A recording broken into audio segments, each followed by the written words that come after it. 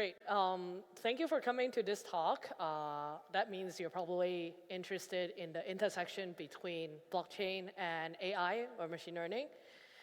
So just to set some expectation to begin with, this is going to be a rather high-level talk. We're going to talk about use cases as well as some future directions in this area.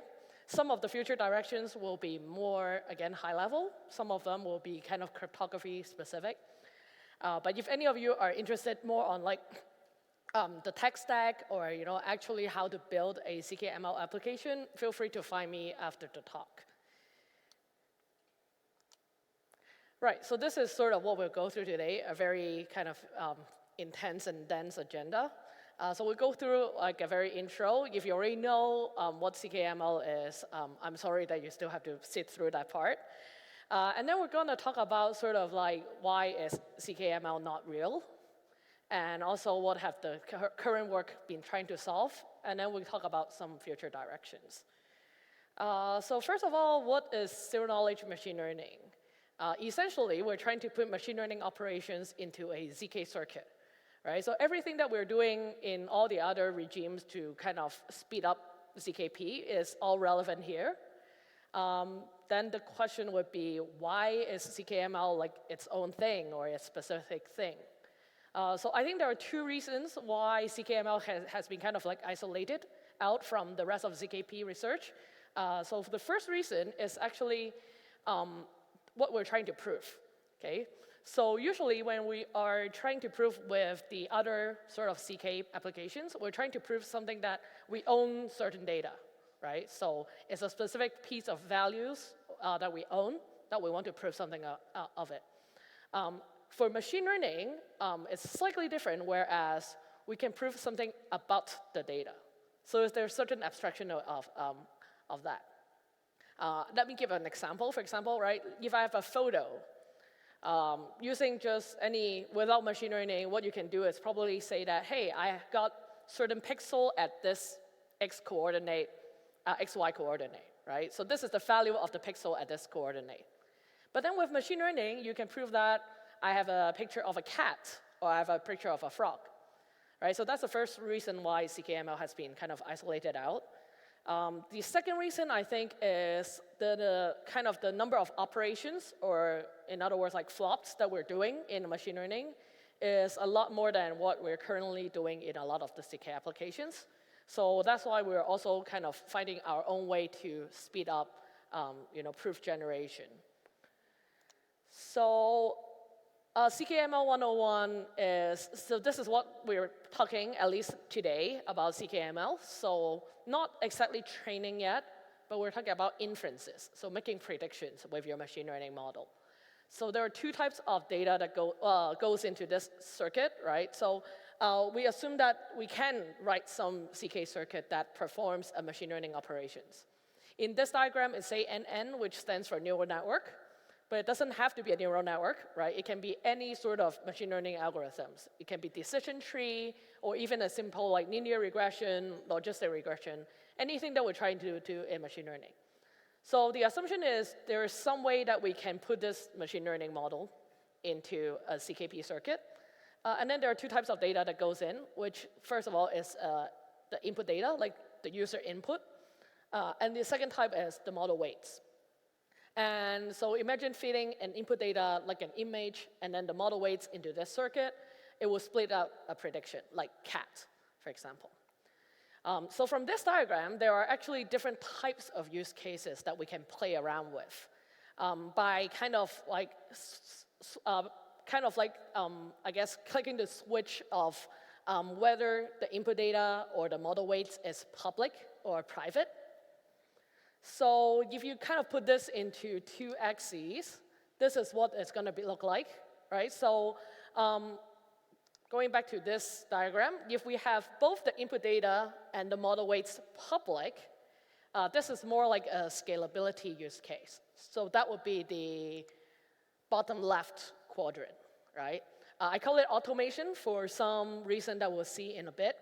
But these are the scalability use case. You're not really using it for privacy. You just want to have the capability of performing machine learning in a verifiable way that maybe you can then communicate with a smart contract, right? And that's the reason why we want that is we can't really run machine learning model in Solidity. It's just too many lines of code in a way. So that's one type of use case. And then we can also talk about then switching each of the type of input signals to a private state. Right? So for example, if we have a public input and a private or so-called hash model, you can achieve something that's called model privacy, right? So top left quadrant. And that's where if a model provider wants to somehow, let's say, keep their model private or proprietary, or kind of provide a sort of verifiable model service, right? So they can use that, they can use ZKP to achieve that, right? So that means that with public input, private model, the user are likely sending their input to a server, whereas the model provider would then compute the proof. And then we can have the lower right quadrant, which is where I guess most of you, when you first talk about ZKML, as well as all the other talks out there, typically talks about, right? Which is it will bring privacy. You know, if you're able to hide the user data while doing the inference, then there's a lot of things you can do with user privacy. I did put like a question mark there because we all know that like client-side ZKP is quite hard nowadays, right? Especially if you're trying to run a large machine learning models. It's just not quite feasible, at least at the moment. So that's why I put question marks, because it's the use cases that we are really desiring, but it's not the use case that can immediately be built. And then the top right quadrant is a big cross out there because it just doesn't make sense to say, hey, I have certain unknown model that process certain unknown data, and here's the result, right? It's not really telling you anything. But it's interesting to know that, like, with encryption, then the top right, well, let's say homomorphic encryption, then the top right quadrant can be sort of unlocked, right? So you can potentially have encrypted data that runs through a certain model and provide a CK proof for that, and then decrypt the result later. So, but that's another story. With CK alone, the top right quadrant doesn't quite make sense. Right, so going back to the topic today, which is how to make ZKML real. And this topic spawns from an article that Modules Labs have written. I think it was released last week, saying that ZKML is not real yet. So I've borrowed all the memes that are in their article, because I'm too lazy to generate my own memes.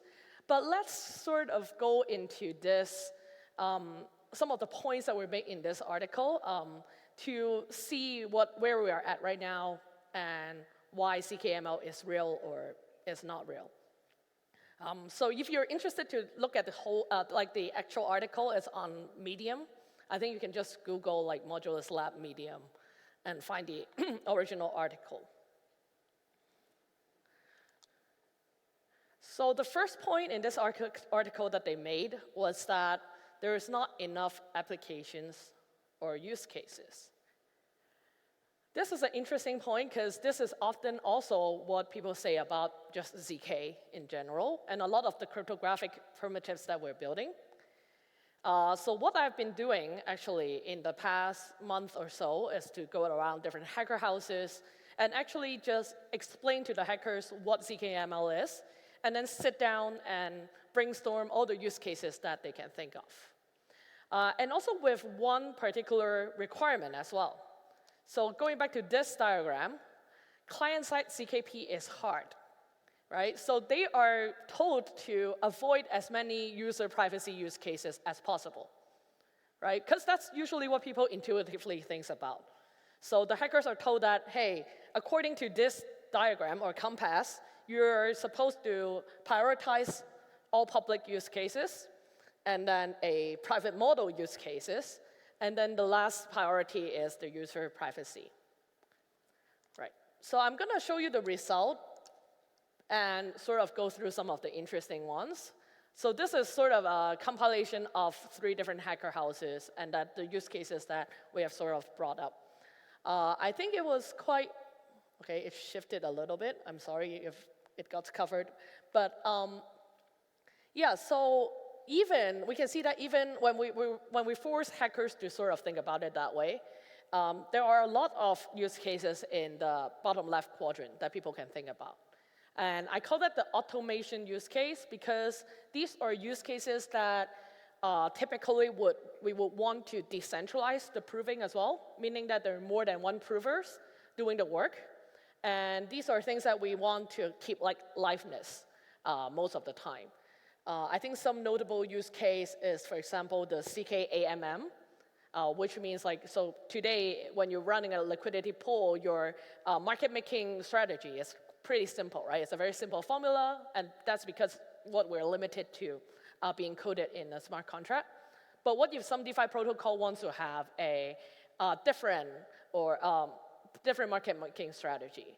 Well, they can take that off chain and have an algorithm or a model that runs, that submits, for example, a CK proof to each block, right? So at each block, there's a CK proof that tells the contract to set like, the price for this block or the next one. So that could be something that is an automation use case because you probably would want more than one provers to be able to run that proof and submit at each block. I think another worthy mention is probably also a recommender system for decentralized social media. Right? So if you go on, I don't know how many of you use any other like decentralized social media that's not Twitter or X today. Can anyone just shout out what you use or? Farcasa, thank you. Yeah, so, well, a lot of these decentralized, be it social media or marketplace, they don't really have an algorithm or recommending like what you will see next, right? So it's either a very basic one where, whoever you follow, you will see, or everyone just see the same thing. If you go on OpenSea, NFT marketplace, pretty much everyone see the same thing. But what ZKML or just ZK in general could do is to have these group of algorithms that are provable, right? So you know that it's exactly that algorithm that you have specified or you have chosen that's applied on your data.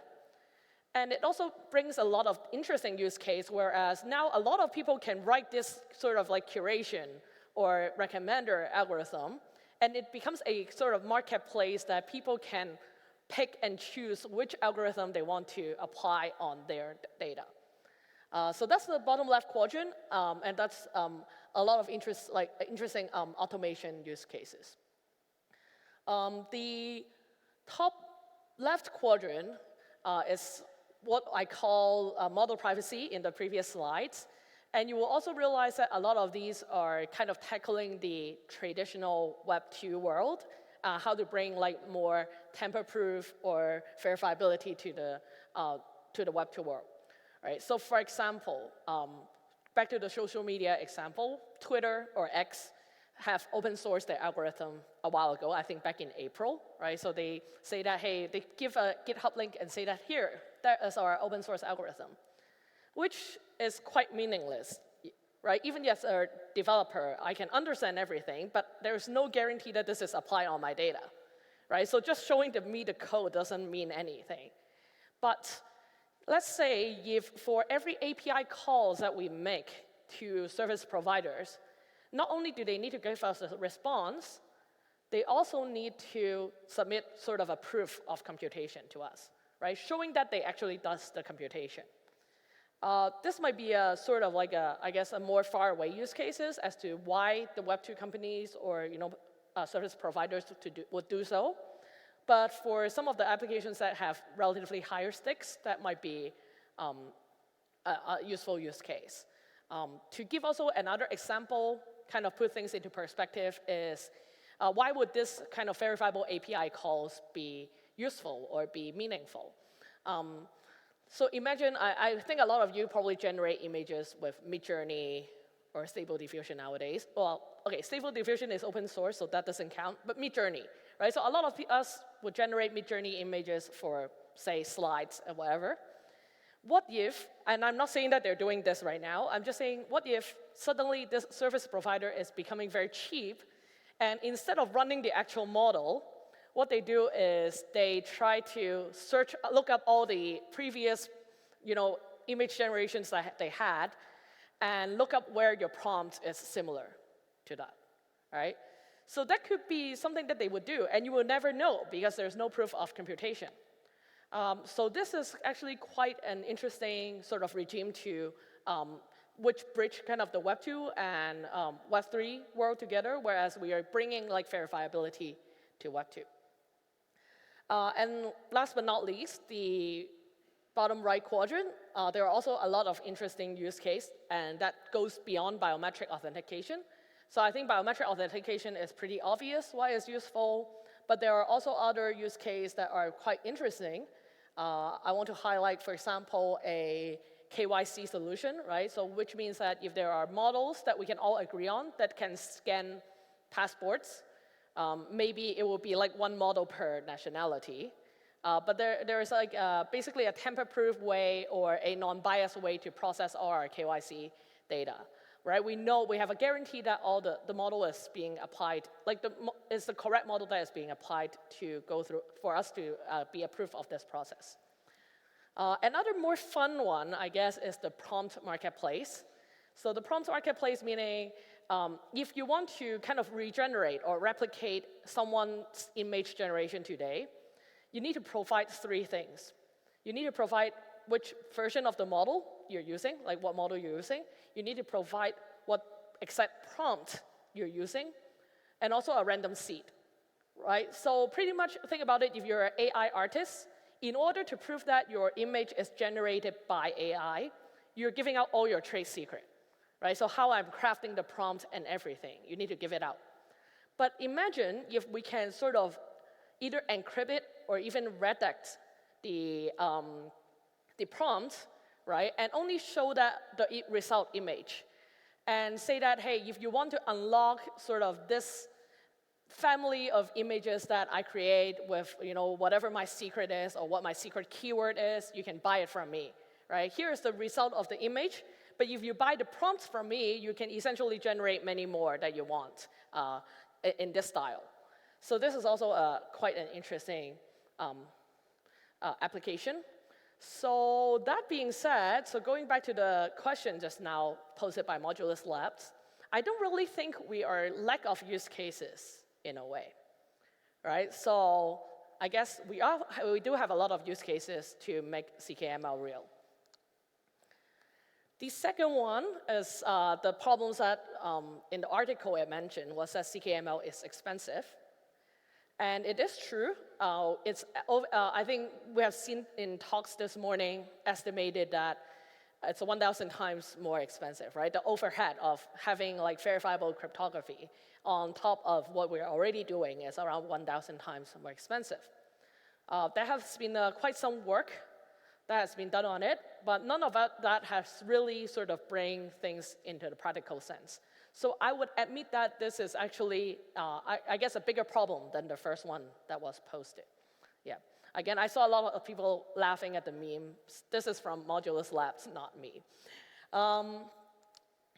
So some of the current work that was being done to lower the cost of ZKML, just to kind of let everyone know where we are at right now.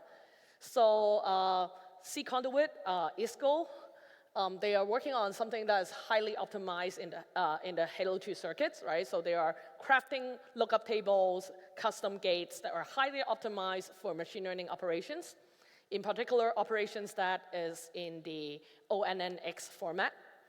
So that's something that one direction that you can do. The other direction is to actually take a lot of the new crypto primitives and a lot of the faster lookup schemes and try to accelerate it that way. So that's TensorPlonk by Daniel Kang's group, and they accelerate sort of matrix multiplications by CQ lookup.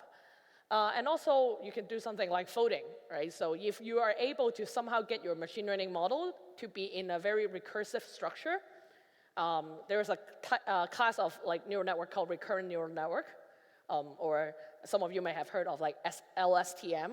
Like those are things that are recurrent, meaning like you take the input of one block and fit it into, and there are multiple blocks that gives the entire prediction. So these are things that you can potentially put in like folding scheme and have like a recursive snark running on it. So that would sort of reduce the size of the circuits as well. Right, so let's talk about a little bit about future directions. And I've broke down the future directions sort of from an application or high-level way all the way down to a cryptography kind of direction. One thing that I am personally am very interested and excited about is actually the hardware aspect. And it's not the hardware acceleration that you're thinking about, it's attested hardware, right? So I think this morning, was it Brian or Barry? I forgot. But a speaker mentioned that, you need to have meaningful data, pretty much, right? If your data that you possess, the private data that you possess is not meaningful, it doesn't make sense to do any operation on it, right? So I can do machine learning on a photo, but there is no way that I can prove that this photo is authentic. And this is where sort of this content credentials thing comes in, whereas it's a standard that tells, that has a kind of a traceable record of each of the image manipulation. And the recent development being that there is actually security enclave that is deployed onto these consumer-grade cameras that can attest every single picture that you take. Okay, so that was like released like 2 weeks ago. So that means that there are now authenticity of the source data, then you can perform kind of like meaningful manipulation or machine learning on that. So that is, I think, a very interesting class of applications that previously is not possible because we don't have attested data. But now, as long as we have attested data, we can have this type of applications. The other very exciting thing is actually not ZK, but optimistic machine learning, OPML. And if you understand what is the difference between CK rollup and optimistic rollup, it's basically the same thing. You have optimistic machine learning versus CK machine learning. So with OPML, everything is public. And instead of having an instant verifiability, someone will have to challenge it and do a fraud proof. It might also develop to have a CK fraud proof in the future. So this is also a very interesting way of thinking how we can so this is totally public, but we can potentially use CK to bring privacy to OPML, right? So if we are running a machine learning models, what if we put the first few layers of the neural network in ZK, and for the rest of them to be run in optimistic machine learning? That means that because with optimistic assumptions, we can run as big of a models as possible, right? Because there's no limit as to what OPML can run.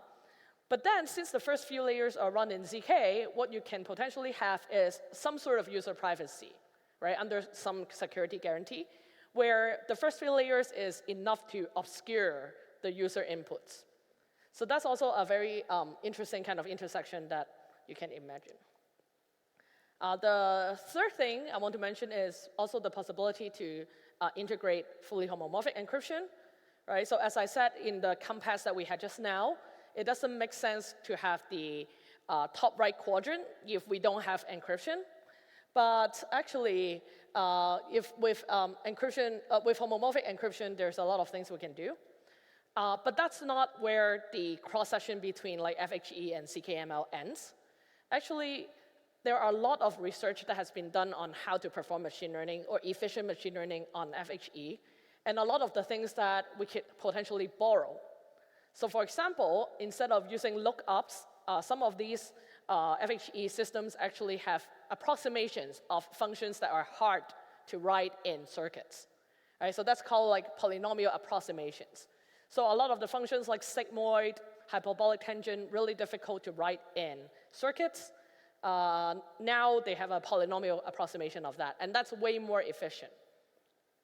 The other thing is also hybrid deployment, which is kind of similar to what I meant just now with the combination of CK and OPML. You can also think of it as, what if we only do encryption, or we only do CK in the partial of the process, just enough to obscure or maintain user privacy. So that's actually something that has already been done, even by, I think, Zama. So they're already having, like, we don't need to have fully homomorphic encrypted, like, compatible model in the whole way. But we can have it partially, and then the rest of it doesn't have to be in FHE. So that's also an interesting thing that we can borrow. And last but not least is maybe we need kind of specialized prover that is optimized or designed for machine learning. So everyone is talking about the GKR curve, GKR polynomial nowadays. But actually, this paper on ZKCNN came out 2021. Again, I should have put the link here, but if you just Google ZKCNN, you can probably find the paper. So what they have done is they have basically take convolutional network, and which you can actually use FDT to compute, right, to represent the convolution of two signals. So they have done that, and then they have used a GKR polynomial commitment that is tailored for this process, right? So essentially, they have a proving scheme or a specialized prover that is just specialized to do convolutional layer in machine learning. And maybe that is the way to go, to kind of like just skip all the sort of like compiling down into circuits and a lot of those things, but actually have a very kind of specialized prover to do that specific work in machine learning. Cool, so that's all I have for today. I hope that gives sort of some perspectives just to where ZKML is right now, and hopefully get some of you in the crowd to kind of join the ZKML and Devconnect as well. If you want the slides from today, I think hopefully I enabled it on my Linktree already. But yeah, so the slides should be on Linktree, and thanks for being there to talk. And I welcome any questions.